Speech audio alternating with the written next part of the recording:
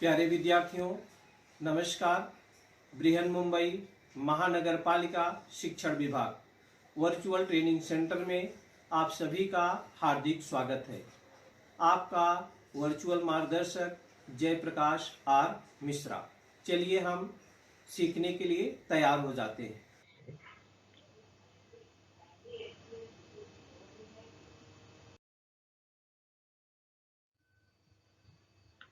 आज हम लोग कक्षा 10वीं विषय विज्ञान और प्रौद्योगिकी भाग 1, जिसको हम साइंस एंड टेक्नोलॉजी पार्ट 1 बोलते हैं, प्रकरण अपना है धातु विज्ञान भाग 2, जिसको हम इंग्लिश में मेटलर्जी बोलते हैं। बच्चों,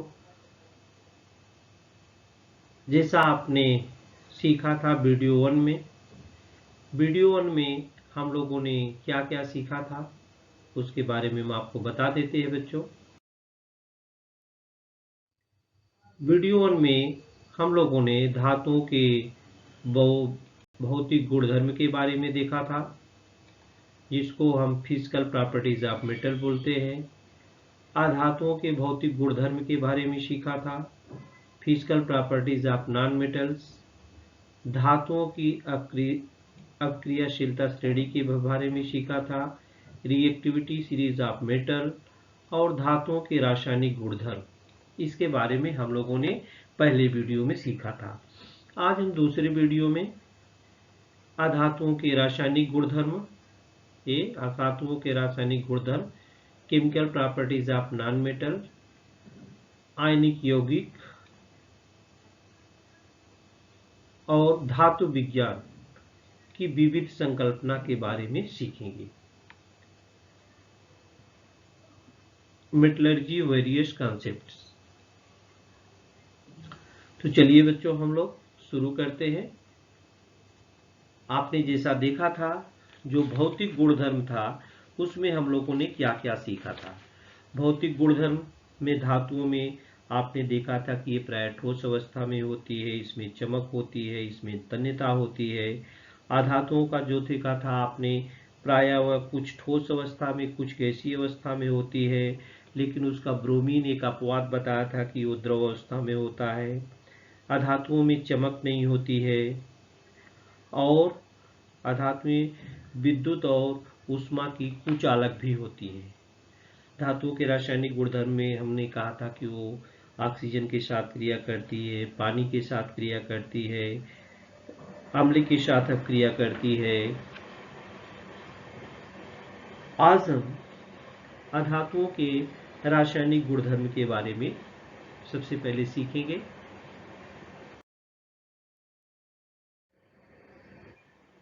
अधातुएं जैसे कार्बन है, फास्फोरस है, सल्फर है, ये सभी बच्चों क्या है? अधातुएं हैं। अधातु अर्थात भौतिक व रासायनिक गुणधर्मों में कम समानता वाले तत्वों का समूह है। अधातुओं को हम ऋण विद्युत तत्व भी कहते हैं, क्योंकि अधातु जो होता है इलेक्ट्रॉन प्राप्त करके बच्चों ऋणावेशित आयन बनाती है। जो अधातुओं की रासायनिक अपक्रियाएं हैं उसमें भी रासायनिक अपक्रिया होती है। जैसे कार्बन है, ये आप कार्बन देख रहे हैं यहाँ पर, ये कार्बन है। ये कार्बन जब ऑक्सीजन के साथ प्रयोग करता है,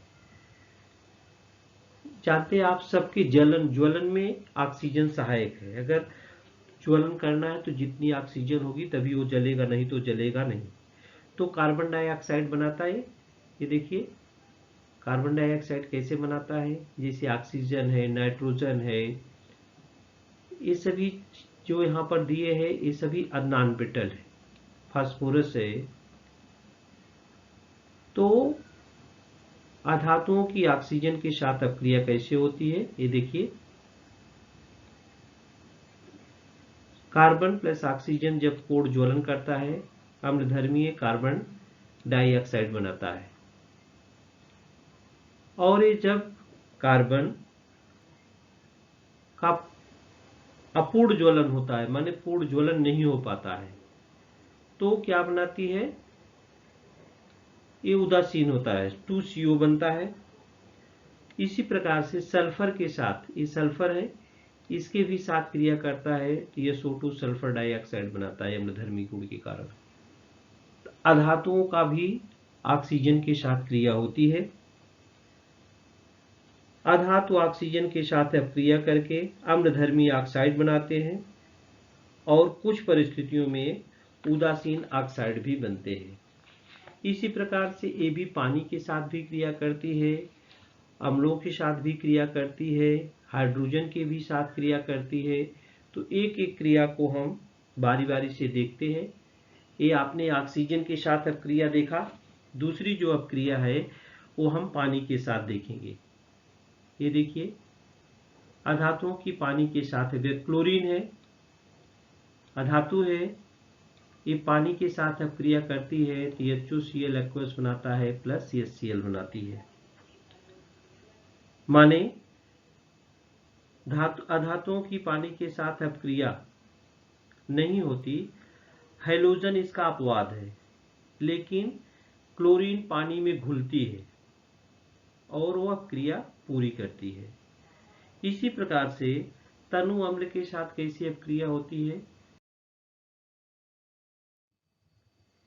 अधातुओं की तनु अम्ल के साथ अपक्रिया विशिष्ट परिस्थितियों में अधातु जो होती है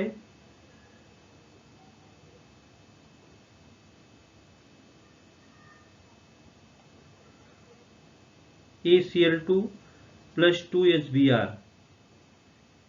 की क्रिया करके ये हाइड्रोजन क्लोराइड बनाती है।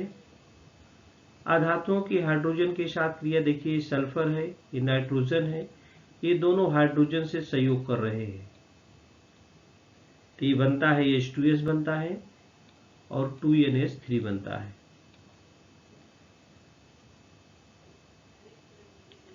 तो अधातुएं जो होती हैं किसके साथ क्रिया करती है? ऑक्सीजन के साथ अपक्रिया इनकी होती है, पानी के साथ भी अपक्रिया होती है, तनु अम्ल के साथ भी अपक्रिया होती है और हाइड्रोजन के साथ भी अपक्रिया हुई।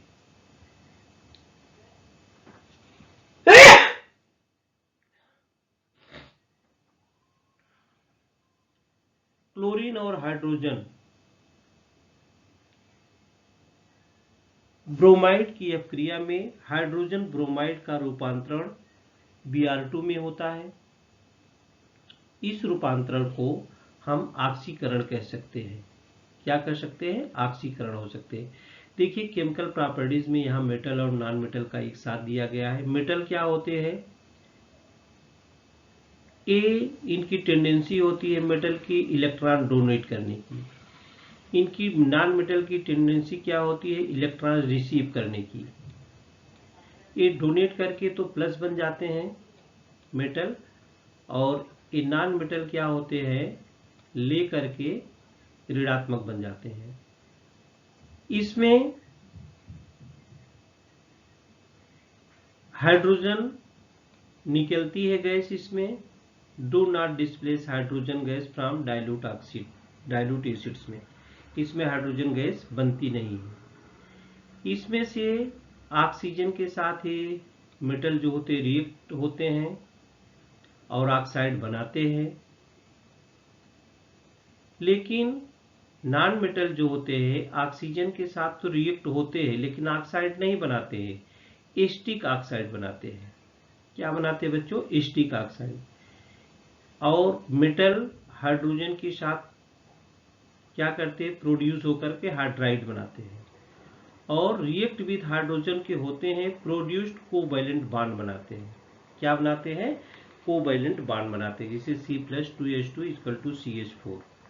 तो ये है केमिकल प्रॉपर्टीज मेटल और नॉन मेटल की जो हम लोगों ने देखा। आगे हम आयनिक कंपाउंड, आयनिक कंपाउंड जिसको हम आयनिक यौगिक कहते हैं। बच्चों आपने पीछे भी पढ़ा कि धन और ऋणायन में बनने वाले यौगिक जो होते हैं उसको हम आयनिक यौगिक कहते हैं। ये आयनिक यौगिक देखिए प्लस भी है माइनस भी है। धन आयन और ऋण आयन से बनने वाले यौगिकों को हम आयनिक यौगिक कहते हैं। धनायन और ऋणायन से विपरीत विद्युत आवेशित होते हैं और उसके बीच स्थिर जो विद्युत आकर्षण बल होता है, जो यही अट्रैक्शन फोर्स होता है बच्चों, यह धनायन और ऋणायन के बीच आयनिक बंध होता है। इसी को हम आयनिक बंध का निर्माण कहते हैं। कैसे होता है ये देखिए, ये सोडियम प्लस है और क्लोरीन माइनस है। एक सोडियम देखिए इसमें से चला जा रहा है, ये ऑक्टेट की स्थिति धारण कर लेता है, ये लेता है तो ये भी ऑक्टेट हो जाता है। तो धन और ऋण आयन एक दूसरे को क्या करते हैं, संतुलित करते हैं, और तब वो विद्युत दृष्टि से क्या हो जाते, उदासीन हो जाते। यही सोडियम अलग है, सोडियम पानी से कितना रिएक्ट करता है, क्लोरीन भी रिएक्ट करती है, पानी में घुलती, लेकिन जब यही दोनों क्रिया करके सोडियम क्लोराइड बनाते हैं तो जो अपने घर में नमक होता है बच्चों, उसका रासायनिक नाम सोडियम क्लोराइड है। वो दृष्टि से उदासीन है, न अम्लीय है न क्षारीय। तो आयनिक यौगिक जो होते हैं वो केलाशी होते हैं। केलासी पदार्थों के सभी पृष्ठ विशिष्ट आकार के चिकने और चमकदार होते हैं।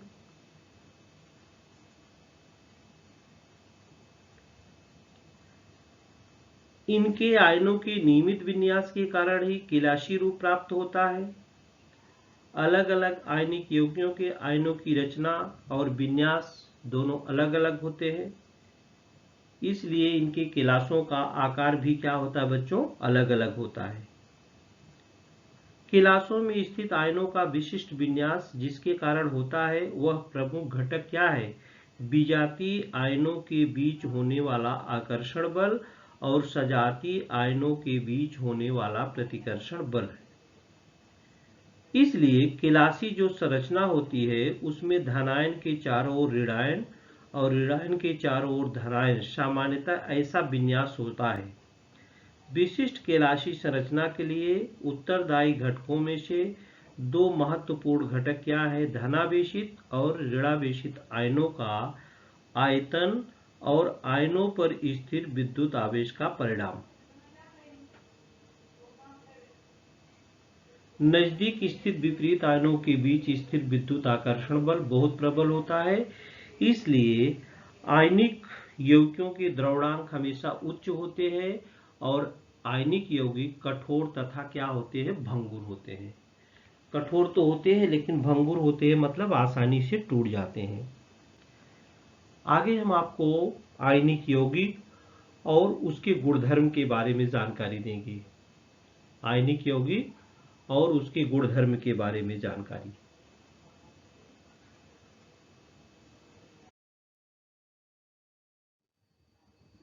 आयनिक यौगिक और गुणधर्म, ionic compound and their properties. बच्चों, जो आयनिक यौगिकों के सामान्यतः गुणधर्म हैं, ये देखिए इलेक्ट्रोलाइट सेल्स है, ये आप अपनी प्रयोगशाला में जाएंगे तो करके देख सकते हैं।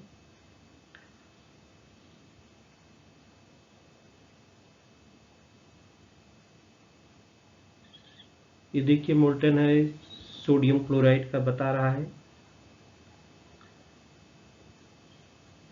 बच्चों इसमें देखिए धनायन है, ये देखिए धनायन, और इधर है ऋणायन। इनके गुणधर्म जो हैं, धनायन और ऋणायन में तीव्र आकर्षण बल होने के कारण आयनिक यौगिक ठोस अवस्था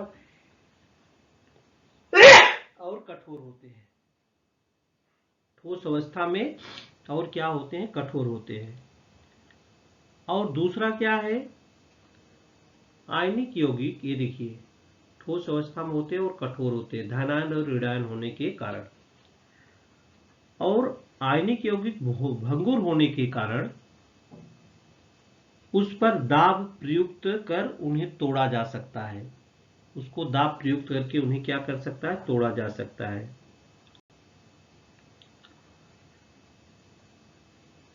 आयनिक यौगिकों में अंतर आणविक आकर्षण बल अधिक होने के कारण उसे तोड़ने के लिए बहुत ऊर्जा लगती है, इसलिए आयनिक यौगिकों के जो द्रव्यंक होते हैं और क्वथनांक उच्च होते हैं।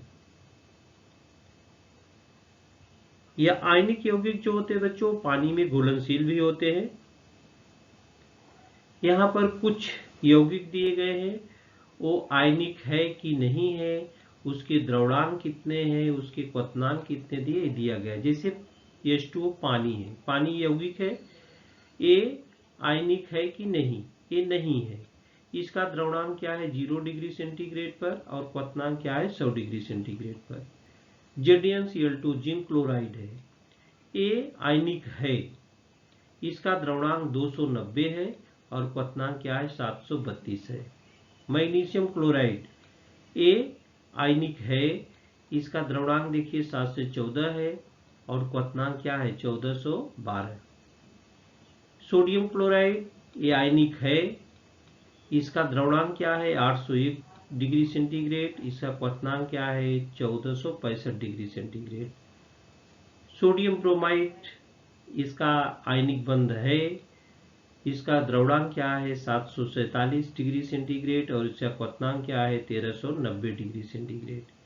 इसी प्रकार पोटेशियम क्लोराइड है, इसका आयनिक बंध है और इसका 772 द्रव्यमानक है और 1407 इसका क्वथनांक है। मैग्नीशियम ऑक्साइड है, इसका आयनिक बंध है 2852, इसका द्रव्यमानक क्या है MgO का 2852 डिग्री सेंटीग्रेड और क्वथनांक क्या है 3600 डिग्री सेंटीग्रेड। इसी का सबसे ज्यादा है MgO का द्रव्यमानक 2852 है और क्वथनांक क्या है 3600 है। आगे हम आपको बताएंगे धातु विज्ञान, मेटलर्जी क्या है बच्चों, मेटलर्जी क्या है, धातु विज्ञान क्या है।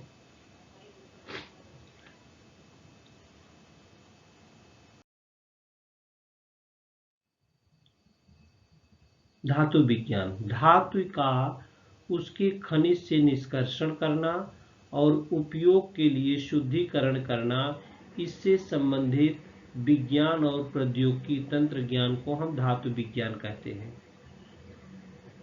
ये धातुओं की उपस्थिति क्या है बच्चों, ऑकरेंस ऑफ मेटल्स,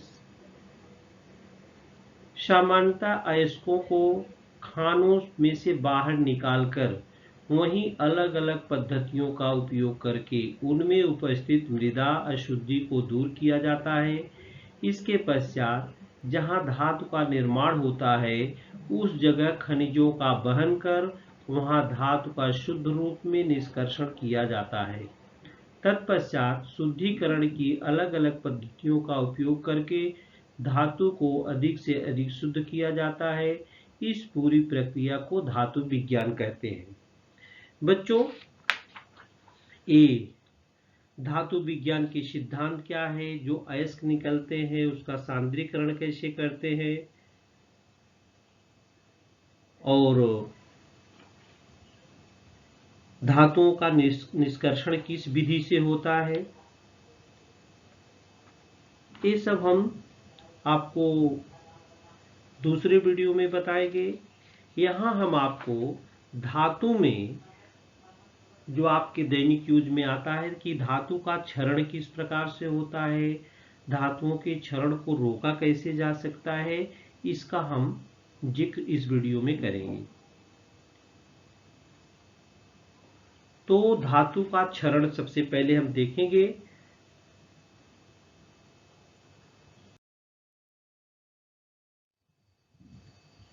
धातु का क्षरण, बच्चों क्षरण क्या है,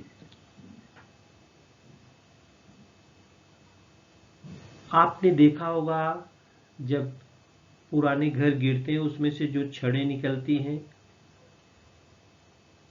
तो वो काली काली रहती है छड़ें, माने उसमें कुछ घिस पिट जाता है। और आपने बच्चों ने देखा आपके घर में तांबे के बर्तन होंगे, चांदी के गहने होंगे, मूर्तियां होती हैं, उसको आप हवा में बहुत दिन तक छोड़ दो, या आपके घर में मम्मी देखते पायल पहनती वो चांदी की बनी होती है तो काला पड़ जाता है तो उसको साफ करते हैं।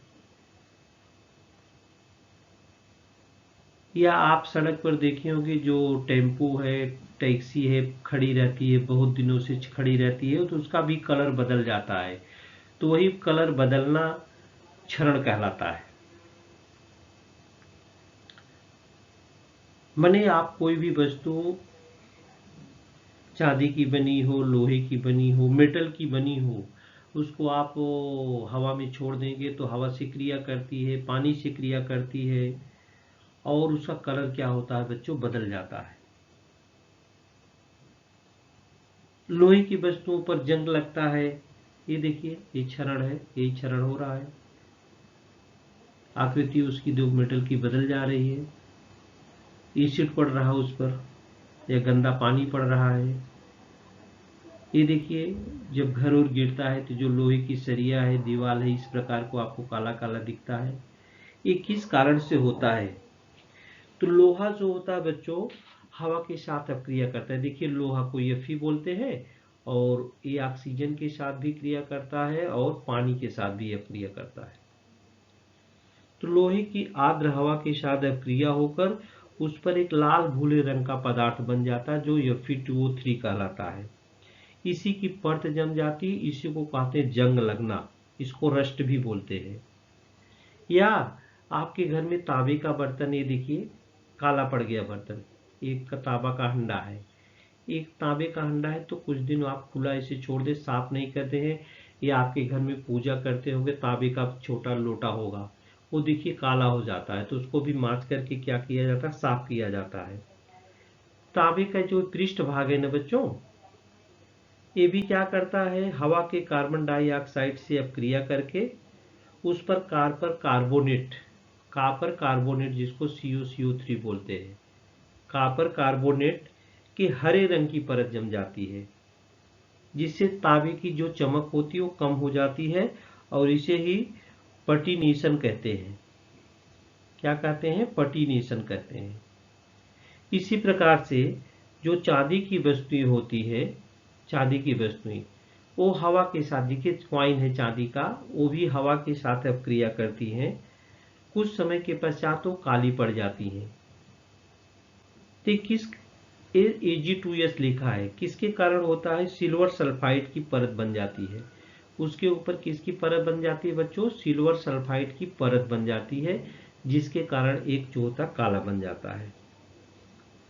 इसी प्रकार से एल्युमिनियम का भी है, ऑक्सीकरण होकर उस पर एल्युमिनियम ऑक्साइड की परत बन जाती है। जैसे आपके घर में ना एल्युमिनियम का बर्तन है, उसको आप बहुत दिन तक बाहर रख दीजिए, वो को भी क्रिया कर लेता है और वो काला पड़ जाता है, तो एल्युमिनियम ऑक्साइड की उस पर भी परत बन जाती है।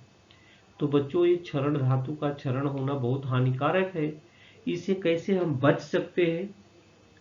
इससे हम कैसे बच सकते हैं क्षरण से?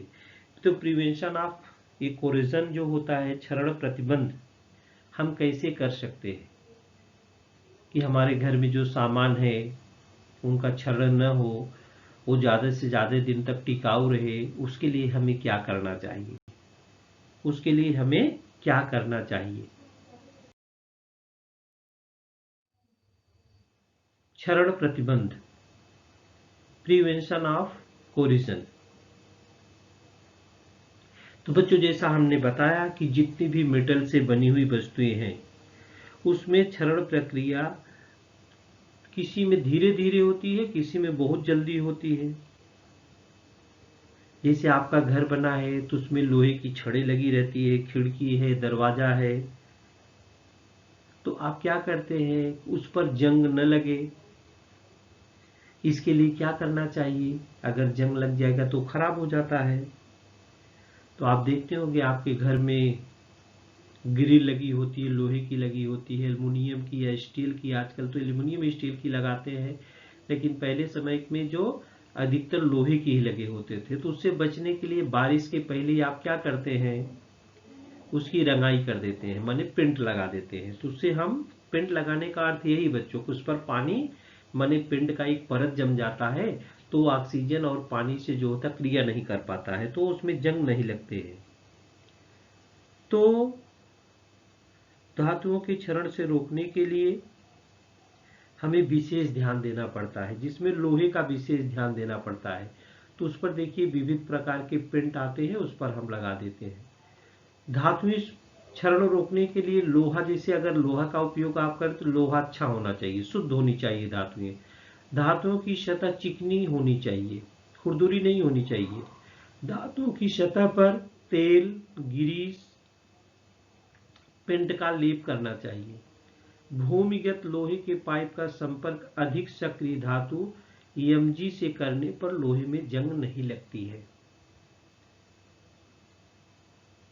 तो बच्चों, जो धातु का पृष्ठभाग है उस पर हमें किसी पदार्थ की परत चढ़ा देते हैं। परत चढ़ाने से मतलब ये है कि वह न तो हवा से और न तो पानी से क्रिया कर सके। अब जब क्रिया नहीं कर पाएगी तो उसका क्षरण नहीं होगा। उससे बचने के लिए हम उस पर तेल, ग्रीस लगाते हैं। तो बच्चों, मैंने कहने का अर्थ, हम रंग लगाकर वस्तुओं को जंग लगाने से अस्थायी रूप से क्षरण नहीं कर सकते हैं। अस्थायी नहीं है तो रंग पेंट खत्म हो जाएगा तो उसका क्षरण होगा। तो अस्थायी नहीं है, अस्थायी करने के लिए हम लोग क्या करते हैं, रंग लगाने की विधि कुछ ही समय के लिए होती है। अगर उस पर खरोंच आ गई तो उस पर जंग लगने की प्रक्रिया धीरे धीरे शुरू हो जाती है। जिससे लोहे का आप पतरा खरीद लाएंगे ना, वो चमकता है, तो उस पर जो अगर कोई परत लगा देते हैं हम तो उसका क्षरण रोका जा सकता है। तो ये क्षरण रोकने की बहुत सारी विधियां हैं बच्चों। कौन कौन सी विधि है? जैसे जस्ते का विलेपन कर दो, गैल्वेनाइजिंग कर दो। दूसरी जो विधि है, टीन की परत चढ़ा दो उस पर।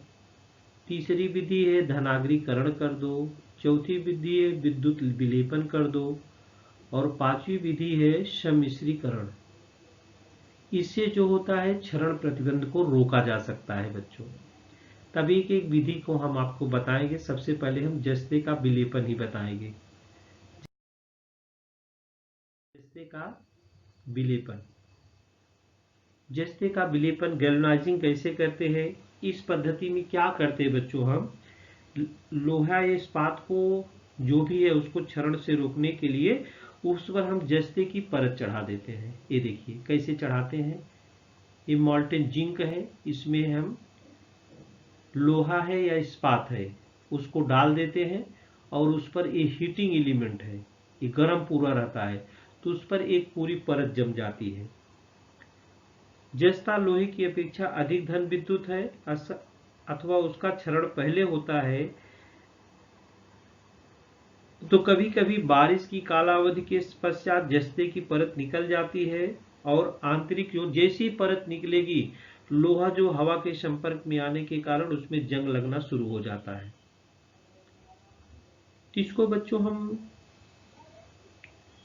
जस्ते का विलेपन करते समय कई क्रियाएं जो होती है वो करनी पड़ती है।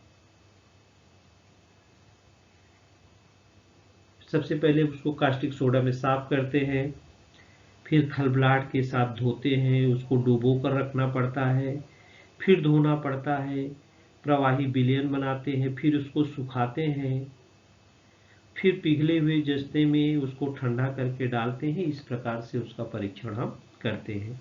टीन की परत क्या होती है बच्चों चढ़ाने के लिए? ये देखिए टीन की परत चढ़ाना, इसमें क्या है, जैसे लोहे की कील है समझो, तो ये पिघली हुई टीन की परत होती है, उस पर चढ़ा दी, कलई करना, जिसको कलई करना कहते हैं। तांबा तथा पीतल के बर्तनों पर क्षरण के कारण हरी रंग की जो होती है परत जमा हो जाती है और ये परत विषैली होती है। ऐसे बर्तनों में मट्ठा रख दो, कढ़ी रख दो, खट्टे पदार्थ रखने पर वे कसैले हो जाते हैं। इसे टालने के लिए क्या करते हैं, उस पर टीन चढ़ा दिया जाता है तो पदार्थ कसैले नहीं होते। तीसरी जो विधि है धनागरीकरण। धनागरीकरण में क्या होता है बच्चों, इधर देखिए पॉजिटिव लिखा है, इधर निगेटिव लिखा है। ये देखिए ये पॉजिटिव और ये क्या है, निगेटिव। इस पद्धति में तांबा, एल्युमिनियम जैसी धातुओं पर विद्युत अपघटन द्वारा उसके ऑक्साइड की पतली मजबूत परत चढ़ाते हैं। इसके लिए तांबा या एल्युमिनियम की वस्तु धनाग्र के रूप में उपयोग में लाई जाती है। ये ऑक्साइड का बच्चों लेप होता है और संपूर्ण पृष्ठभाग पर समान होने के कारण उसका क्षरण जो होता है रोकने में हम उसको उपयोगी होता है। आगे है विद्युत विलेपन। क्या है? विद्युत विलेपन। इस पद्धति में क्या करते हैं हम विद्युत विलेपन में? विद्युत विलेपन में विद्युत अपघटन द्वारा, ये देखिए, विद्युत अपघटन द्वारा कम अपक्रियाशील धातु की अधिक अपक्रियाशील धातु पर परत चढ़ाई जाती है और चांदी विलेपित चम्मच, सोना विलेपित गहने इत्यादि ये विद्युत विलेपन के उदाहरण हैं। मतलब गहने हैं ना जो रोल गोल्ड के फैले हुए हैं, ये विद्युत विलेपन के कारण ही होते हैं। सम्मिश्रीकरण क्या है बच्चों? जो लास्ट विधि है जिसे वर्तमान काल में आज के समय में उपयोग होने वाले अनेक धातु रूप पदार्थ से सम्मिश्र स्वरूप होते हैं। इसका महत्वपूर्ण उद्देश्य है धातुओं की क्षरण की तीव्रता कम करना। किसी निश्चित धातु में के अनुपात में दूसरी धातु या धातु मिलाकर बनने वाली समांगी मिश्रण को सम्मिश्र कहते हैं। उदाहरण जैसे ब्रांज है, ये 90%, तांबा और 10% टीन इससे बना हुआ सम्मिश्र है। ब्रांज से बने पुतले धूप व बारिश से भी सुरक्षित रहते हैं। हवा और पानी से दाग न लगने वाला और जंग न लगने वाला स्टील, यह 74% लोहा है, 18% क्रोमियम है, 8% कार्बन इससे बनाया गया सम्मिश्र है। आजकल सिक्के बनाने के लिए विशिष्ट प्रकार के सम्मिश्र जो होते हैं वो बनाए जाते हैं। तो बच्चों इस वीडियो में हम लोगों ने पार्ट 2 में अधातुओं के गुणधर्म के बारे में, धातु विज्ञान के बारे में और धातुओं का क्षरण प्रतिबंध कैसे हम रोक सकते हैं इसके बारे में हम लोगों ने सीखा। तो बच्चों आज के लिए इस वीडियो में इतना ही।